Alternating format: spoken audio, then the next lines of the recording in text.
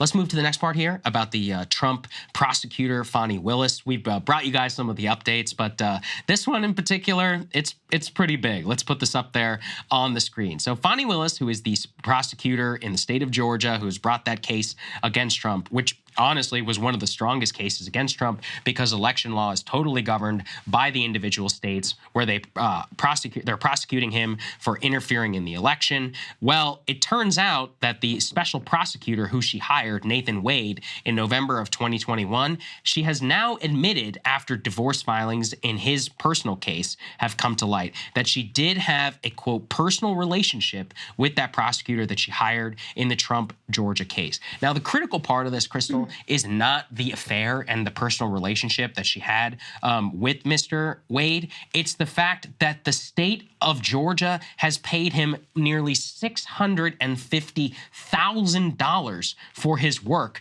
as prosecutor in this case. Previously, eyebrows had been raised because Mr. Wade did not have significant experience. Right. There were a lot of questions in the state like, hey, why is she picking this guy? And secondary to that is that given, and Ryan and I spoke about this, Georgia law is actually pretty clear whenever it comes to corruption and in-kind donations. So if you are funneling money to your lover in this particular case, and you guys are staying in hotel rooms that he pays for, and you're not reimbursing for that, you don't make that immediately known to the state, you are in technical violation here. This is frankly grounds to fall apart for the entire case. I mean, Trump, all of this was surfaced by, it seems, some opposition researchers and others. And it just brings the question of, like, who do these people think they are? You and I were talking about this yesterday. If you believe the democracy is at stake and Trump interfered, like, maybe hire a different guy. You know, just maybe hire the most experienced person. If you are having an affair with this guy, maybe like, hey, Nathan, let's call it off, while this is all going down, because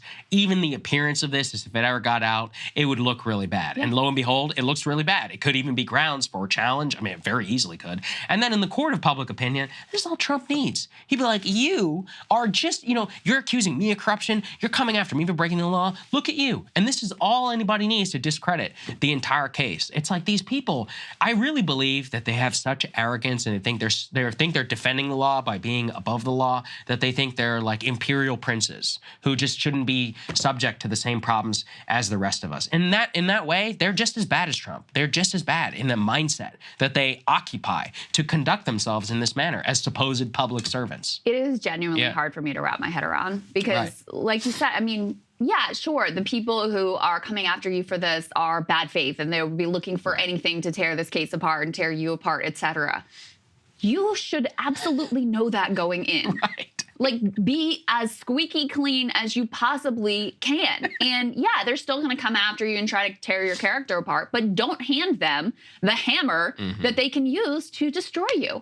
I really can't fathom the level of arrogance that it takes to think that this is all going to just be fine and no one's going to notice and no one's going to say anything. When I mean, the stakes are genuinely really, really high. This is one of the more serious cases against Trump, as we've discussed before, because of the fact that it's state law, because of the fact you have this powerful RICO law in Georgia, because of the fact that you have, this wide-ranging, all these defendants, that, it'd be very difficult for Trump to sort of wiggle his way out of it. You've got, they're rolling up. Some of these defendants are flipping on Trump. I mean, there's a lot here to this case. And even if, and I think it's likely that it doesn't actually entirely kill the case and like the whole thing doesn't fall apart because of her, corruption and affair and the whole situation. I think it's likely that the case continues apace as it has been. But Trump's whole strategy here has been much more about the political than about the legal. In the legal, he's been actually getting kind of crushed in the terms of his civil suits, haven't been going well for him. We're about to talk about some reporting where he basically sort of assumes that he is going to be convicted on at least some of these charges. So his whole strategy for being able to overcome both the legal challenges and get himself back into the White House is all political. And you have just handed him the greatest gift of all time. Like, what are you doing? It is insane to me that she thought this would all be fine, that she could just bring in her boyfriend. And again, I don't care about the affair. Yeah, exactly. But bring in your boyfriend, pay him $700,000, go on vacations with him, and think that this was all just going to pass without a word and no one was going to notice, especially when you have the scorned ex-wife out there desperate to, because that's how it came out, is she listed Fannie Willis's name in a divorce filing. That's how the rumors started swirling and how she ended up being forced to come clean with this quote unquote personal relationship. What is it? The whole hell hath no fury like a woman scorned. I mean, it's just absolutely insane, the whole way that she would conduct herself this way. Let's put the next one, please, up here because it really highlights what you're talking about, Krystal, about Trump's conviction scenario. We actually have a pull quote that we can put, the next one, please, that shows us that Trump thinks he could still win in November, partly by making daily theatrical appearances whenever the courts are hearing his 4 cases totaling 91 felony charges. His advisors worry independence will be turned off by a conviction in a jury trial. I genuinely do not know how to feel about this. I think that when criminal charges enter the realm entirely of public opinion, I'm generally of the opinion that it's a wash, in that people will be like, well, you know, it seems like the case is political, as long as you can discredit it. If it doesn't seem on its face the way that you would think of a normal criminal trial, like corruption or murder or something like that, where it's, you know, it's just obvious that, you know, you committed the crime or not. If you're able to prosecute the case in the court of public opinion, it could be a wash. At the same time, his advisors are not wrong. I've seen reams of enough polling to say that there are a lot of independent voters out there who say that if Trump is convicted, they will not vote for him in 2024. Yeah. They could say it now. Things could change. I don't know. Yeah. It's one of those where I'm genuinely of two minds. Some people still have a lot of faith in this legal system. And let's be honest, a lot of people don't pay attention, you know, to the ins and outs. They're like, oh, Trump was convicted? That's crazy. That's it. And they're going to go on. They're like, when's so-and-so's T-ball practice? Like, that's how most people live their lives. But if you're engaged, if you're paying attention, if you do get enough of a sense of politicization in the courts, and especially with all of these, and it seems like some grand thing as opposed to looking at the cases on an individual basis, I could see it being more of a wash and him being able to win and turn it into a showman aspect. Yeah, I have a lot of humility about predicting how this is all going to shake out, because I think if it was literally any other politician, Republican or Democrat, if they were convicted of any, you know, significant criminal charge, it would basically be it for them. I mean, look at Bob Menendez. Like, he's done in New Jersey, and he hasn't even been convicted yet. Just the allegations enough in the New Jersey primary now, he's at like 7% or something like that. It's destroyed him. It's destroyed his career instantaneously. Trump is different, though. He gets away with things that no other politician can get away with. I mean, the Access Hollywood tape would have destroyed any other politician, and yet he turns it around and brings in Bill Clinton's accuser and makes a show of it, and, you know, keeps everybody in line, and in some ways strengthens their support, strengthens his base support, makes them more enthusiastic, and wins. So, you know, yeah, the polls pretty consistently show that if he is actually convicted, it's going to be a big problem for him. But people are also notoriously bad at predicting how they're going to respond to theoretical scenarios. Yeah, exactly. One thing that might help Trump is the fact, put this up on the screen, in terms of the timing of the cases, the first one that is likely to come to some sort of a conclusion is what legal analysts to the Washington Post called the runt of the Trump cases. It's now likely to be his first criminal trial. This is the Alvin Bragg hush money, Stormy Daniels 2016 election interference situation that, you know, basically they kind of had to stretch the law and do some legal maneuvering to really make this, you know, a serious criminal charge in order to take this to trial. And so, you know, the fact that it's kind of the weakest, not even kind of, like very clearly the weakest case, and the one that people are the least focused on.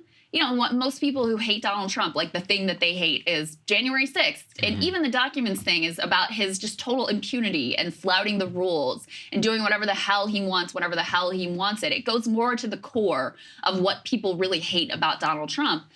This one is kind of a side issue, hasn't gotten a lot of attention. So perhaps the fact that this could be the first thing to come down, and I think it's fairly decent shot that he does get convicted on these charges because it is New York, and, you know, I think they've got probably enough to keep this case together, although I don't really know.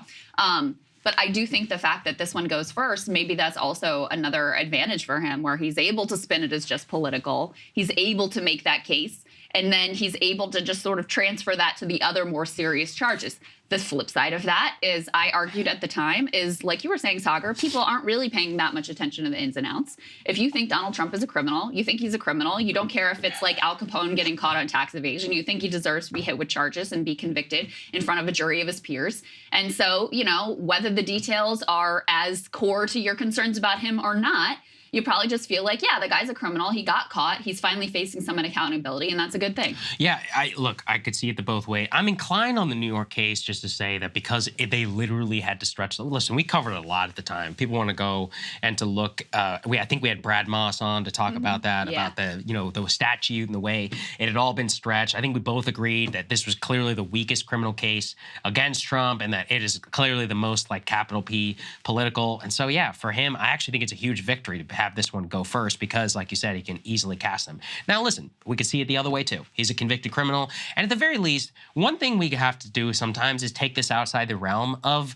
the political and be like, this is a problem. Like, being in jail is a problem. Like, what if you're on probation? Like, don't they have sometimes they have laws that they're like, you can't leave the state without permission of your officer? Or whatever. Yeah, exactly. Like, there could be real issues. Now, I mean, that wouldn't necessarily be a bad thing because he could campaign on that. He could probably raise a lot of money in that and draw attention. But I do think there is a normie instinct, left in the country for a lot of people who are like, I don't know, somebody's been convicted. That just seems bad. Like you said, that would be very much a return to the pre-Trump era. And one thing that has become very clear to me from the actual votes cast in 2022 and special elections throughout 2023 is that there is still quite a bit of instinct on Stop the Steal in particular, and on Trump, like odiousness. Yeah. People are very much willing to vote against now that he is out of office. So I will not discount that as a political force. Yeah, and Roe versus Wade has been way and Roe more was of a huge, political massive. force than I ever honestly could have imagined. And I think it continues to be, and I think that continues to show in the election results. So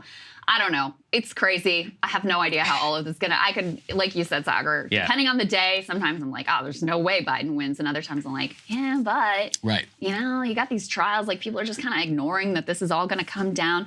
By the way, on the other trials, few of them have had some delays. It was looking like the documents case may continue quickly and may even come to some sort of conclusion before the GOP nomination wrapped up. That no longer looks like the case. So those Jack Smith cases are getting pushed a little bit like further and further into the future, which makes it even more politically perilous the closer you get to election day. So, it's kind of frustrating not knowing what the timing of all of these are going to be because so much of the analysis hinges on, well, when is this all going to actually come down? But with our legal system, there's just, it's just guesswork. You really don't know how long these appeals processes are going to take and what the individual judge is going to decide, et cetera, et cetera. We'll see what happens, as Trump used to say. All we can say. Hey, guys, if you like that video, go to breakingpoints.com, become a premium subscriber, and help us build the best independent media organization on the planet. That's right. We're subscriber funded. We're building something new. We want to replace these failing mainstream media organizations. So again, to subscribe, it's breakingpoints.com.